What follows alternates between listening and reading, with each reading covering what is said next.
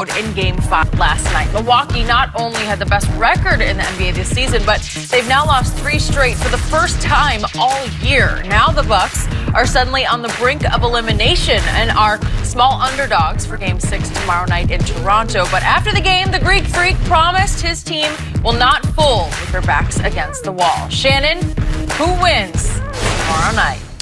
I believe the Bucks will get it to a Game 7. You do? I do. After Pavarotti at Sydney and Milwaukee? He gonna do his thing now. Really? Pavarotti sing. That's what he does. Yeah. But this is a home sing. You know, like this isn't in Sydney, right? Skip, a Robin doesn't sing because he thinks someone's listening. He sings because he sings. Kawhi doesn't do what he does. I thought of that. Yeah, he just do what he do. Robin sing. I think he's singing to his sweetheart. Nah. I think he's got a sweetheart. Booed up. The Robin got a boot thing. All Robins are booed up. Oh, That's what they do. Always. Yeah. Look, this team won 60 games in the regular season. Now, the supporting cast hadn't been good outside of basically the first 3 games. The supporting cast was good because Giannis scored 12 points in Game 3 and it took the double overtime for Toronto to win. But the last 2 games, his supporting cast hadn't been very good. Skip, Middleton had 30 points in Game 4, but it really was a blowout. He's averaging 9.5. Middleton was an all-star.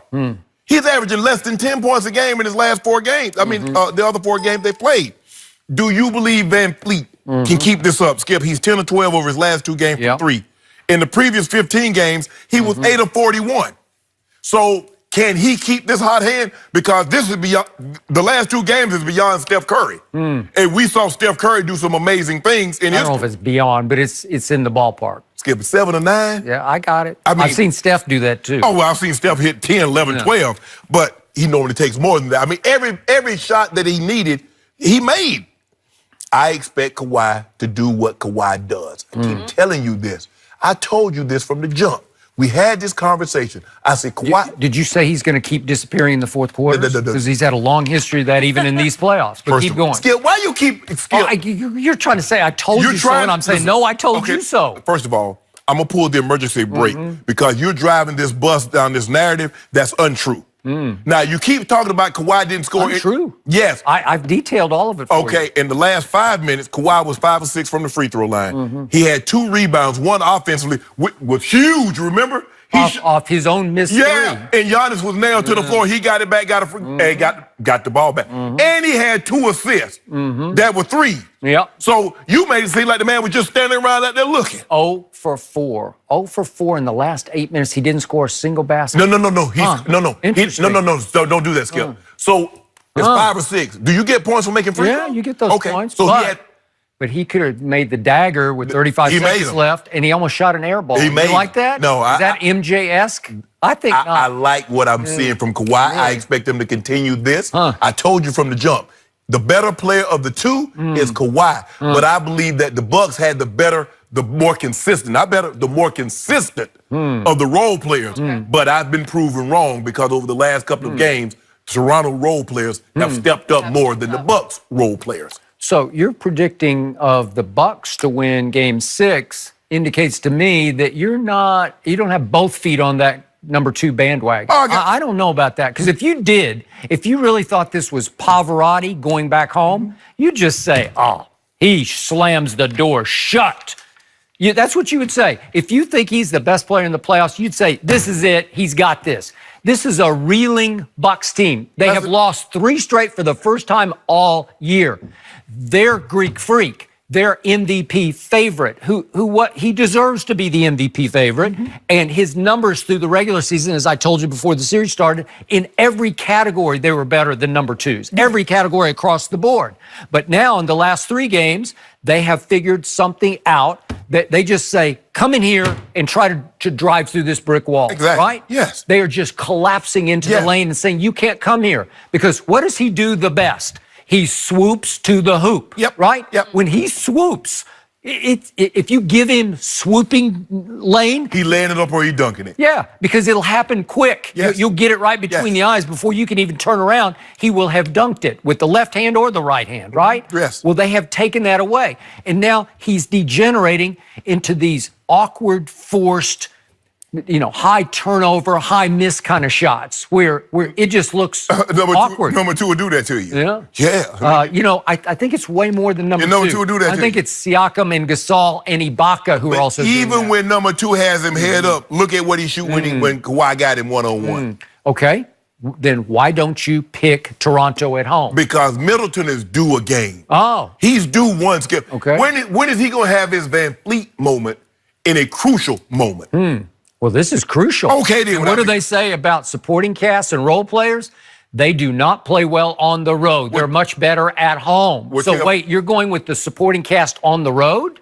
Well, tell Fred that. Fred didn't. Were they home last night? Because Van Fleet hit 21, 7 threes, 21 points. All right. To your point, I believe the pressure will now flip completely around onto the home team and the home supporting cast.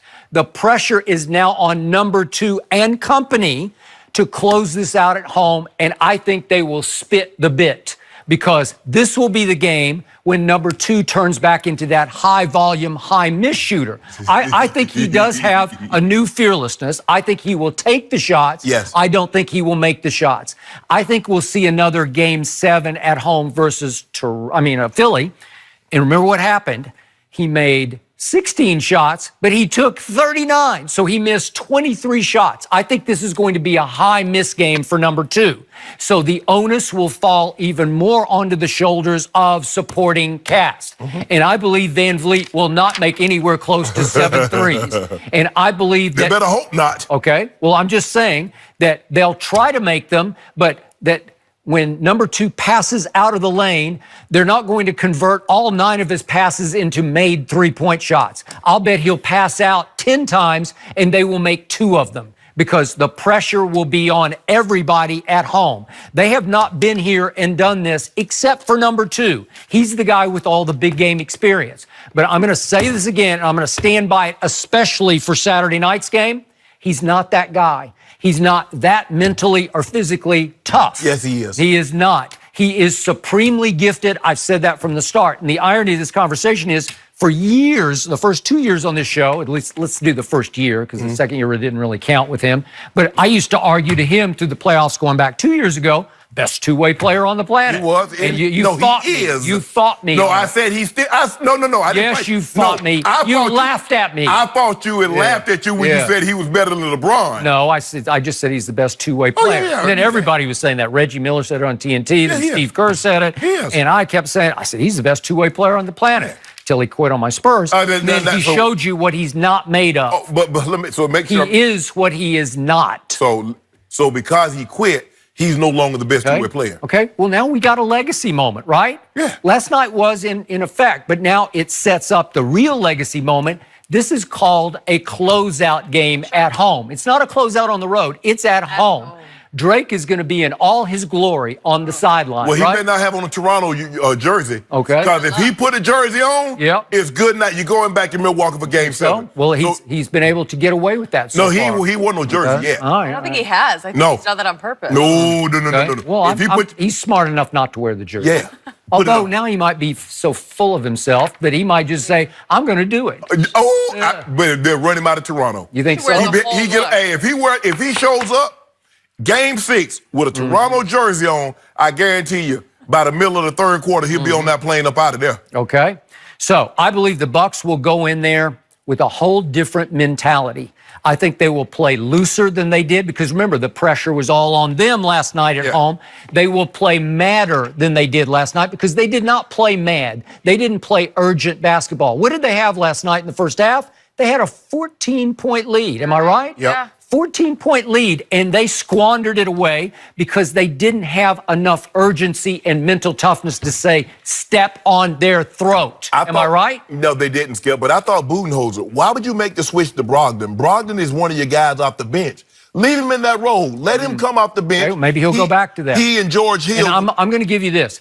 Budenholzer is a little better strategist than Nick Nurse is to me. Nick Nurse is more of a roll the ball out there and let's just go with it, guys. Okay. He's more of a cheerleader type coach, a backslapper. I'm not saying he's like Coach Clapp, Jason Garrett. He's got a little more strength. Well, he got his shoulders rubbed by Drake, so you might be right. All right, but Budenholzer has high coaching IQ. And I think he'll come up with a couple of nuances, a couple of changes.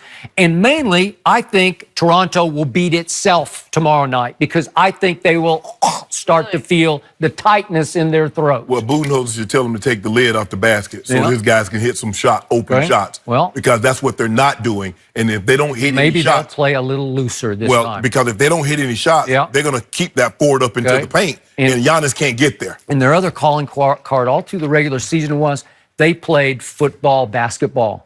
They are a physically tough defensive team. They were the best defensive team in basketball. I have not seen that much physical toughness, especially last night. I think they go in there and try to muck it up and out-physical Toronto. And I think you're going to see the effects on Toronto. Toronto is going to get worn down in the fourth quarter. I still think it'll be a very close game. It will be just like Game 7 against Philly. But this time, number 2 will not hit the luckiest shot in the history of basketball. Oh, that shot. Yeah, that shot. He may take that shot, but this time it will hop all around the rim and it will hop off, just the way you'll be ready to hop off his bandwagon. No, I'm not hopping off. You're on. Because he's still. I think you're kind of hopping off right now. Oh, he's the best player. I got the How can you Bucks pick winning. against Pavarotti? Seriously, how can you? I don't get it. I mean, Placido Domingo's classical too, right? Okay, so? Yeah. So what? Who's Placido? You know who he is. Giannis? Enough over there. Yeah. The 3 tenors. Don't you have that cassette with the 3 tenors? I'm not into that. I don't like that. You can have country, you can have classical. No. Yeah. Give me classical over country. Okay. Over country? Okay, well, enough music talk for now. We're going to talk about Klay Thompson. Did he get snubbed by the All-NBA voters? We'll discuss what went down next. In a room